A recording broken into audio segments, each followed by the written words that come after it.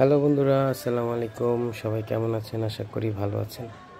আমি এই মুহূর্তে আছি মালয়েশিয়ার একটা খুব সুন্দর সিটি, যেটার নাম হচ্ছে পেনাং, এবং পেনাং হিলে আছি এই মুহূর্তে।